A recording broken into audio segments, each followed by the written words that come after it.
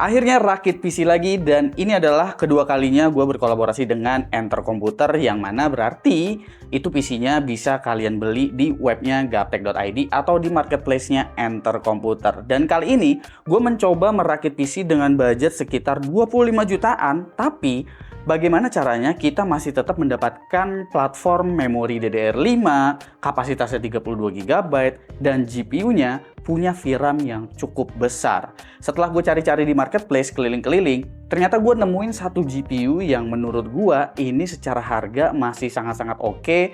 Karena kalau kita ngelihat sekarang, harga GPU dengan VRAM 16 GB itu semuanya pada naik. Bahkan harga RTX 5060 Ti yang 16 GB aja itu sekarang harganya udah mirip-mirip seperti RTX 5070 atau 4070 Super dulu, yaitu di sekitaran 10 sampai dengan 11 juta rupiah. Jadi udah gila sekali. Dan gue nemuin satu GPU, yaitu adalah RX 9060 XT versi 16 GB, yang mana untuk GPU ini secara harga itu masih masuk akal di sekitar 8 sampai dengan 9 juta rupiah.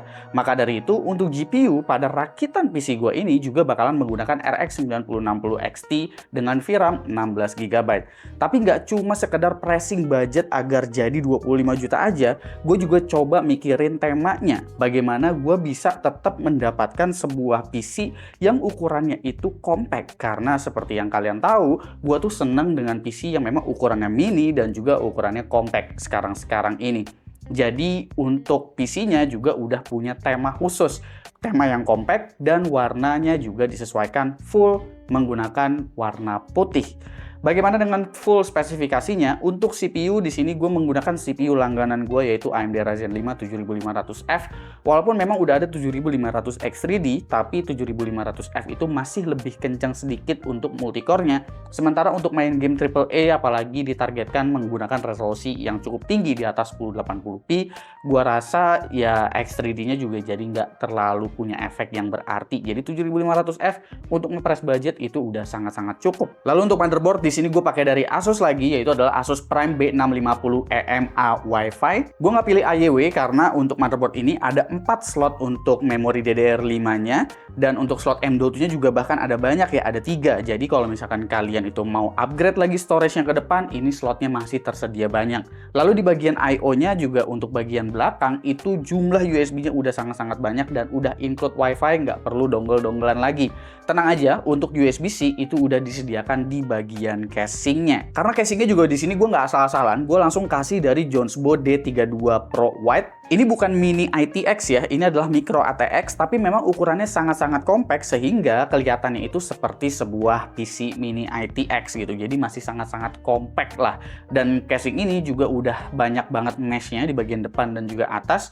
Support fan-nya juga banyak, walaupun casingnya ini bisa dikategorikan kecil, dan USB-nya juga ada banyak di bagian depan. Ada 2 USB-A dan 1 USB-C. Jadi kalau kalian pengguna USB-C, tenang aja di bagian depan udah disediain. Tapi emang ada sesuatu yang gue pressing di sini di bagian storage, karena storage gue memilih WD Green dengan seri SN3000, yang mana ini kecepatan SSD yang bukan luar biasa kencang untuk sebuah NVMe PCIe Gen 4 SSD. Kapasitasnya juga nggak gitu besar di 500 GB. Cara gue sih lebih memilih untuk ngepressing di bagian storage-nya terlebih dahulu ketimbang gue pressing di bagian memorinya yang dipress menjadi kapasitas 16 GB.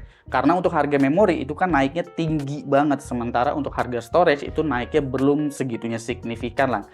Udah lumayan signifikan sih, tapi nggak separah memori RAM pastinya. Jadi ke depan kalau misalkan kalian ada budget lagi, gue saranin sih kalian upgrade lagi, nambahin 1 tera atau 2 tera jika mampu. Untuk memori RAM, kapasitasnya itu 32 GB dan gue menggunakan memori dari Adata XPG Lancer ya, dengan kapasitas 32 GB DDR5, ratingnya itu udah di 6000 MB transfer per second. Jadi bukan dikasih memori yang speednya bahkan pelan gitu, tapi ini udah memori yang memang udah sesuai standar kencengnya untuk DDR5. Warnanya juga udah disesuaikan warna putih. By the way, motherboardnya juga sebetulnya nggak full putih ya, tapi ke silver-silveran gitu. Tapi masih cukup matching lah kita lihat kalau misalkan kita ngelihat lightingnya yang warna putih, tapi putihnya itu memang agak kebiru-biruan gitu. Kipas-kipas juga udah dikasih free ya sama Enter. Di sini gue untuk simulasinya sebetulnya nggak ngasih untuk kipas, tapi Enter ngasih full menggunakan kipas dari Cube Gaming di sini. Yang bagian bawah itu kipasnya bukan terbalik, tapi memang Enter ngasih kipas yang modelnya itu reverse, jadi itu nggak terbalik ya kipasnya. Bagian atas juga udah dikasih, bagian belakang juga udah dikasih. Jadi full udah dapat fan casingnya. Untuk cooling di sini gue pilih dari Oxypus lagi dengan seri Lota A62 White Matrix Digital. Jadi untuk temperaturnya itu kalian udah bisa cek langsung di bagian towernya ini, dan ini modelnya itu dual tower ya. Jadi menggunakan dual fan juga, dan ukurannya tuh jadi gemuk, jadi kelihatannya bener-bener kayak ngepres gitu semuanya di dalam casingnya. Selain memang karena ya pingin CPU-nya juga bisa jalan lebih adem dengan air cooling. Keputusan gue memilih air cooling juga seperti biasa, ini untuk menargetkan orang-orang awam yang memang males dengan yang namanya maintenance. Karena untuk penggunaan air cooling itu sangat-sangat mudah di maintenance-nya. Apabila fan-nya rusak tinggal ganti fan-nya. Sementara kalau misalkan pakai all-in-one water cooling, kalau misalkan nanti ada kebocoran atau pumpnya mati, yaitu mau nggak mau harus ganti segondolan langsung all-in-one water coolingnya. Power supply di sini gue pilih dari Lianli dengan seri RB750B. Ini kapasitasnya 750 watt dan udah ATX 3.1.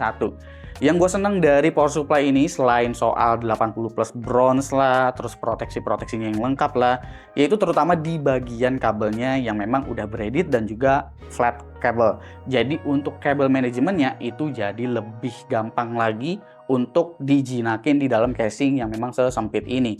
Ya memang sih casing ini semuanya itu untuk yang dijual, nggak gua yang rakit, Enter yang rakit, dan seperti biasa rakitan Enter untuk kabel manajemen itu selalu rapih. Ini gua kasih unjuk juga di bagian belakangnya bagaimana kabel manajemen hasil perakitan dari Enter komputer.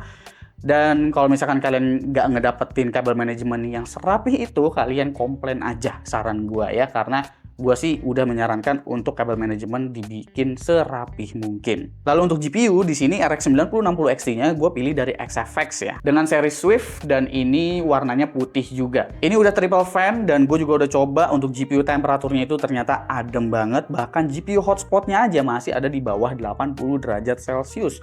Jadi ini tipe GPU yang memang sangat-sangat adem, bahkan ditaruh di dalam casing yang udah mepet dan sempit seperti ini. Selain itu juga keputusan pemilihan untuk menggunakan XFX adalah karena harganya jujur aja salah satu yang paling terjangkau di market juga saat ini untuk XFX. Jadi nggak cuma GPU temperatur dan juga hotspotnya yang adem ya, tapi bagian memori temperatur juga itu masih bisa dihandle dengan baik temperaturnya, bahkan dengan power yang menurut gua untuk sekelas 9060 XT ini diberikan rating yang cukup tinggi, karena saat gua stress test itu bisa tembus di sekitar 182 watt ya saat full load. Kalau CPU-nya sih maksimum temperatur kalau gua stress test dengan Cinebench R23 itu jujur aja masih cenderung tinggi di sekitar 80 derajat Celcius ya untuk maksimum temperaturnya.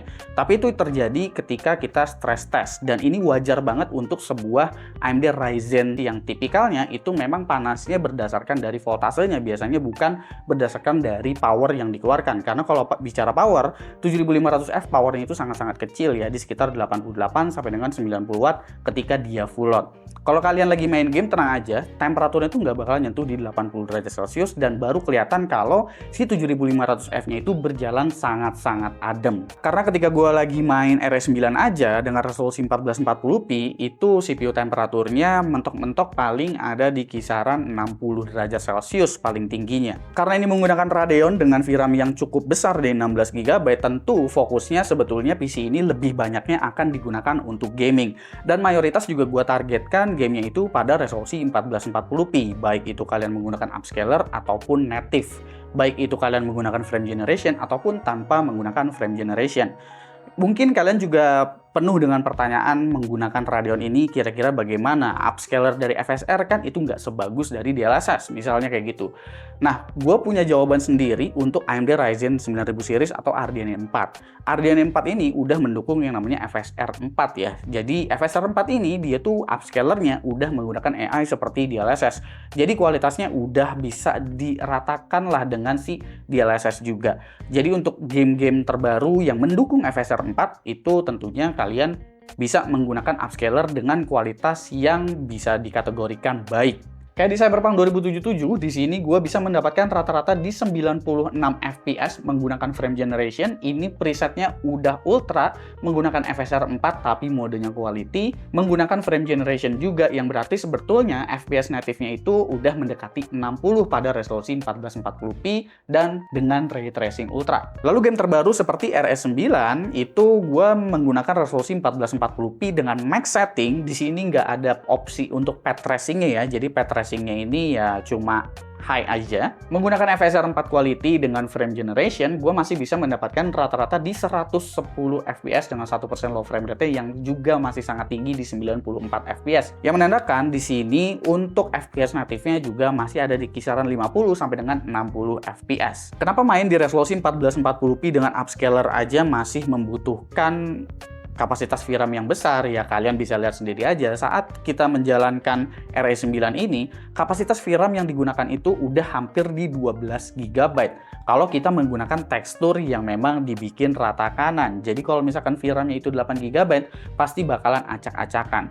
Gue juga ada sempat nonton videonya Alpha untuk 5060 Ti yang 8 GB, harus disetting ini itu dulu, bahkan dibikin hybrid dengan iGPU terlebih dahulu agar kita bisa memanfaatkan frame generation dengan baik dan juga benar dan optimal. Jadi solusi praktisnya ialah memilih GPU dengan VRAM yang memang jauh lebih besar apabila kalian ingin menggunakan tekstur yang lebih tinggi, memanfaatkan frame generation, dan menggunakan resolusi yang lebih tinggi juga. Pada game Hogwarts Legacy juga gue kurang lebih menggunakan settingan yang sama ya, yaitu preset ultra, menggunakan FSR 4 quality, lalu menggunakan frame generation. Di sini gue bisa mendapatkan rata-rata di sekitar 130-an fps. Meski 1% low frame rate-nya di game ini memang cukup rendah di sekitar 30-an, tapi tipikal dari Hogwarts Legacy memang gamenya selalu seperti itu dari dulu. Monster Hunter Wilds bisa dijalankan cukup baik pada PC ini, rata-rata FPS-nya udah bisa tembus di 100 dengan preset ultra, FSR quality dengan frame generation, ray tracing-nya juga high ya, yang berarti untuk FPS native-nya juga udah tembus di sekitar 50 sampai dengan 60 FPS. Cuma Black Myth Wukong aja yang gua mendapatkan FPS 50 bahkan udah menggunakan frame generation di sini dengan FSR quality. Jadi ini untuk FPS native-nya memang masih cenderung rendah. Jadi ray tracing dari Black Myth Wukong ini memang sangat-sangat berat walaupun dikasih presetnya itu medium. Jadi kalau misalkan kalian mau main Black Myth Wukong, gue saranin sih dimatiin aja ray tracingnya biar dapetin experience dan juga latency yang jauh lebih beres. Kalau main game kompetitif gimana? Kalau game kompetitif ya udah jelas cukup enak ya. Untuk monitor yang 240 Hz itu udah pasti bakalan kekejar. Semisal kalian contohnya main Valorant gitu ya, itu udah sangat-sangat gampang terkejar karena 7500F juga udah cukup capable untuk di skenario ini. Bagaimana kemampuannya untuk di productivity? Kalau di productivity misalnya seperti encode video atau editing video gitu ya di DaVinci Resolve untuk encode AV1-nya. Encoder AV1 di sini untuk RX 9060X itu udah ada ya dan udah cukup kencang juga untuk encoder AV1-nya. Tapi kalau misalkan kalian encode-nya itu ke video yang 10 bit itu memang jadi sedikit lebih lambat. Untuk project yang biasanya gue benchmark di durasi 13 menit itu bisa selesainya dalam waktu sekitar 3 menitan. Sementara untuk video yang bukan 10 bit atau video 8 bit itu AV1-nya bisa tembus di sekitar 1 menit 30 detikan apabila kalian ekspor video yang sama di durasi sekitar 13 menit. Buat LLM lokal alias AI juga bisa dimanfaatin sebetulnya karena udah banyak runtime juga yang support untuk GPU dari AMD.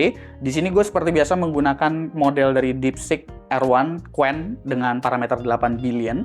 Ini bisa dapat di sekitar 55,42 token per second. Udah cukup kencang sebetulnya, tinggal dioptimalkan lagi aja apabila kalian bisa mengoptimalkan modelnya atau pemilihan modelnya. Karena gue sempat ngetes juga waktu live streaming bareng Enter, itu bahkan menggunakan model dari GPT-OSS dengan parameter 20 billion justru bisa mendapatkan token per second yang lebih kencang daripada menggunakan si DeepSeek R1 Qwen 3 ini. Nah, kalau kalian pengguna CapCut, ini catatan penting ya, apabila kalian pengguna CapCut dan GPU kalian adalah Radeon, encoder AV1 itu nggak otomatis jalan di software CapCut karena CapCut ini nggak bisa milih encodernya tuh mau pakai encoder dari CPU atau dari GPU, jadi dia bakalan otomatis detect.